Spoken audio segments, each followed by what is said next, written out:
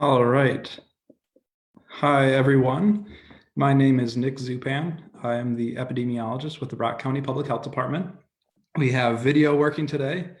A couple weeks ago, we did the first iteration of our Numbers with Nick live stream on Facebook. So we're giving it a go again with the video working now, and I'll hopefully be able to share my screen.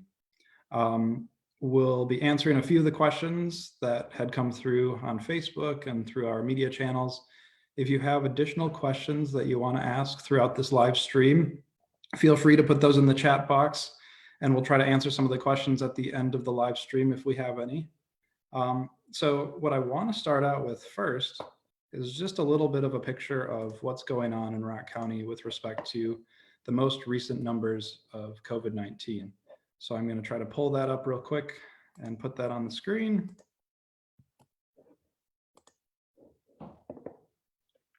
So hopefully everyone can see this, and I'll put it in full screen mode so it's a little bit more zoomed in. But this is the daily report that we update every afternoon around 2:30 during the weekdays and maybe a little bit later on the weekends. But we are updating this with the most recent data available through worldwide, national and statewide and county statistics related to the number of new cases of COVID-19 and how the virus is spreading. So real quick, I just want to highlight a few key data points in terms of the data that we're seeing on a day-to-day basis. So in Rock County, we have this table here. It shows worldwide, US, and Wisconsin counts, but we also include the number of total cases that have been lab confirmed over the course of the whole pandemic. And right now in Rock County, we've had 5,197 individuals who have tested positive for COVID-19 over the course of this pandemic. We have also received reports of 48,132 individuals who have tested negative, and we have 46 deaths to date over the course of the pandemic. Now, it's been a while since the pandemic first started in Rock County. It started in about early March, so obviously a number of people have gotten over their illness. And what we're seeing is that about 336 people have recovered from their illness. And so we have about 1,815 active cases out there in the community. So this means that these are people who have been confirmed with a laboratory test, who we know are currently symptomatic or asymptomatic, who are possibly spreading the illness based on their, when they were tested and how long they've had the illness. The other information that I wanted to share with you all is the number and the trend of hospitalizations. I believe that we talked about this the last time we did a live stream, but just wanted to revisit with more recent data. So you can see this graph on the middle of the screen. It shows the number of people who are currently in the hospital receiving care for COVID-19 in our Rock County health systems. And this data is reported to us daily from the major hospitals in Rock County. You can see that since about mid to late September, the number started climbing, and we are now seeing about anywhere from 30 to 40 patients in the hospital receiving care for COVID-19. This kind of increase is a little bit concerning for us because these are the highest numbers that we've had in terms of daily numbers of patients receiving care for COVID-19. Most recently, as of yesterday, we were down to 32 patients receiving care for COVID-19. So it's a positive trend, but that number is still quite high. So we're monitoring this to make sure that our health systems are not overwhelmed with the number of patients who are coming in and needing care for COVID-19. The other trend that I wanted to show everyone before we get into answering some of the questions that we received is the trend in the estimated number of known active cases. So this again is a line graph that kind of shows the trend that we've been seeing in the number of active cases over the last few weeks. When you look at this graph, it's been kind of steady throughout the summer months, even dropped in August, and we were seeing a nice decline. And then in September, we started to see a slow increase of the number of active cases. And more recently in October, we're starting to see pretty more drastic increases in the number of active cases that are out there. And this number is important for us to keep in mind because we want to make sure that we're trying to limit the spread of the illness. And when there are more and more active cases out there in the community, there's a higher probability that that virus is spreading from person to person. So those trends I just wanted to highlight. I'm going to switch gears and start answering some questions. So I'm going to stop sharing my screen for now and pull up some of the questions that we've received over the past couple weeks. So the first question that we have had is, how does COVID-19 and the death rate of COVID-19 compare to the death rates of other illnesses, disease, and accidents? This is a very good question because it helps us put into perspective how serious this pandemic really is for Rock County residents. So when I took the data and the mortality rate that we've seen so far throughout this pandemic and compared it to some of our other causes of death, COVID-19, if we plotted it out and ranked them all, COVID-19 would be the 10th leading cause of death in Rock County. And this is accounting for 46 deaths of Rock County residents in the past 8 months since the pandemic began in Rock County. And normally what we would do is look at the number of deaths that occurred in a single year. So after 8 months, COVID-19 is responsible for the 10th most deaths in a normal year that we would see from other types of illnesses and diseases. So just to run down the list and give you an example of some other illnesses that are potentially more fatal than COVID-19, we have chronic heart disease, lung cancer, lower chronic respiratory diseases, other forms of heart disease, Alzheimer's, cerebrovascular disease or stroke, falls, heart attack, and diabetes.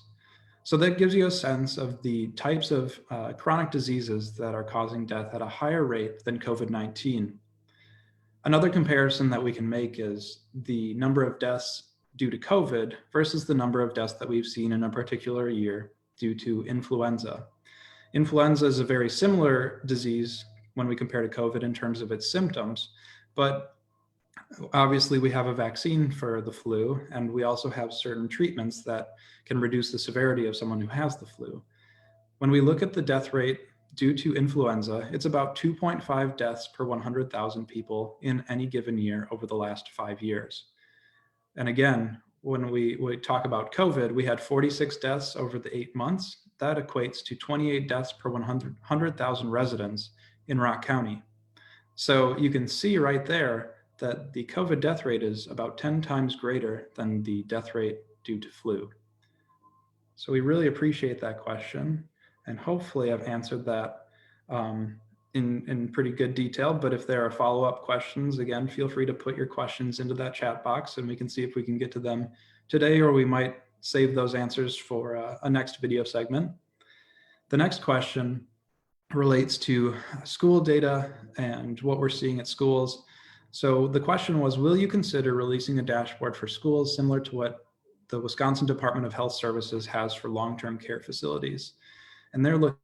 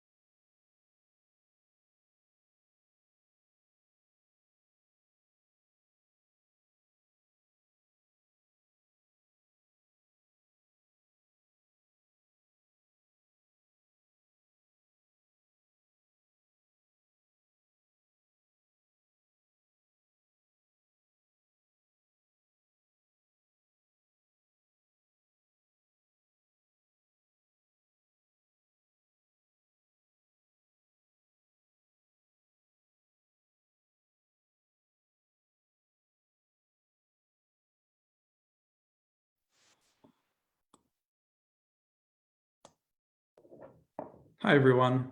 I apologize. I had some technical difficulties at home, got disconnected from the Wi-Fi. So hopefully I'm back up and you can hear and see me.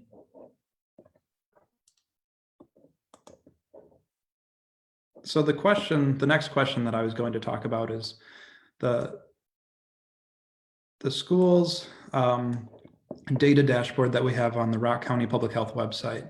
So this data is more general for the county and gives an idea of the spread of COVID across the county, and also utilizes some of the measures and thresholds that have been set by the CDC for monitoring the trends in a county and how that might pose a risk to our school systems. So I'm showing the screen now.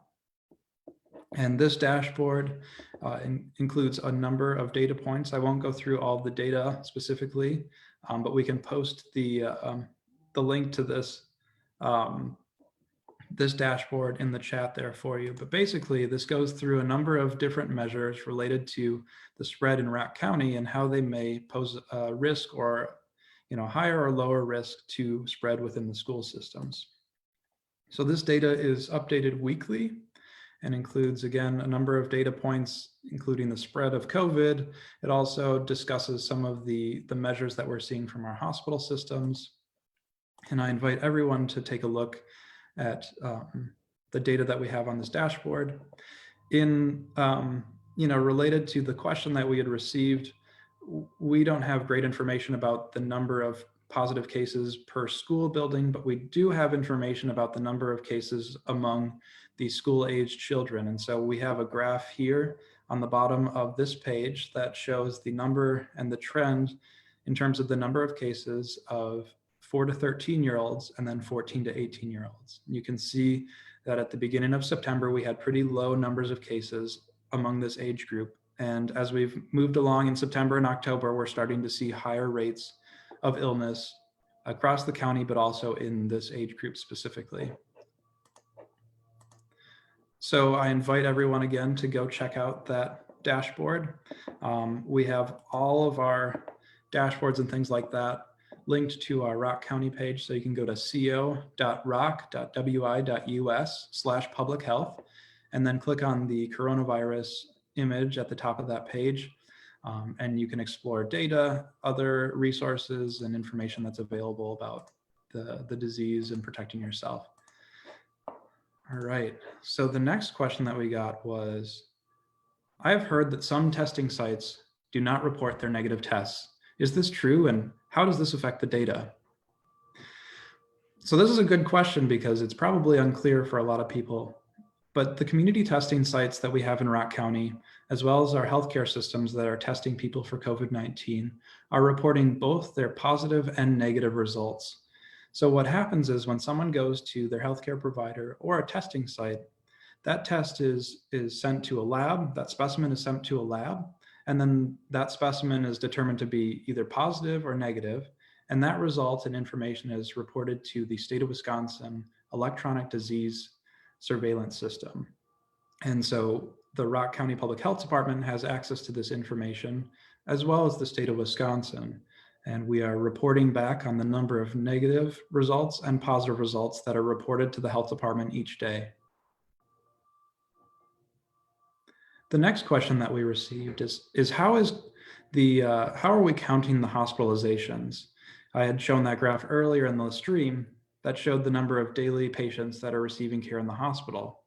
The question goes on and is asking more about, if someone tests positive because they had to take a test before an elective surgery or because they were pregnant and going into labor, are these patients being counted as hospitalized patients because they tested positive but might not be symptomatic?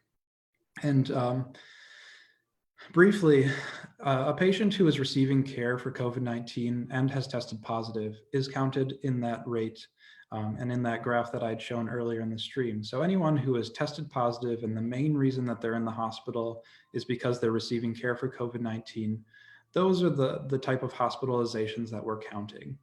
If someone tests positive, is asymptomatic and is going into labor, for example, that wouldn't necessarily be part of the count. We really want to capture the number of people who are having severe illness, because that tells us how bad the spread is in Rock County and how many potential patients are in the healthcare system needing care for COVID-19 and what the potential strain on the health system might be depending on that number. So that is really where we get our hospitalization counts when we're talking about the number of patients receiving care for COVID-19 on a daily basis. So thank you everyone for putting those questions to us through social media and other means. I appreciate those questions and I'm happy to answer them. I hope that the information that I provided on today's stream was helpful. I am just wondering if there are any other questions that have come out. Sounds like there haven't been any questions shared through the chat so far. So with that, I think we're going to end the stream, but remember, you can always send your questions to us via Facebook and our other social media sites. I appreciate everyone coming and listening to the data, and hopefully the information that we provided was helpful. And as always, stay safe and healthy, Rock County.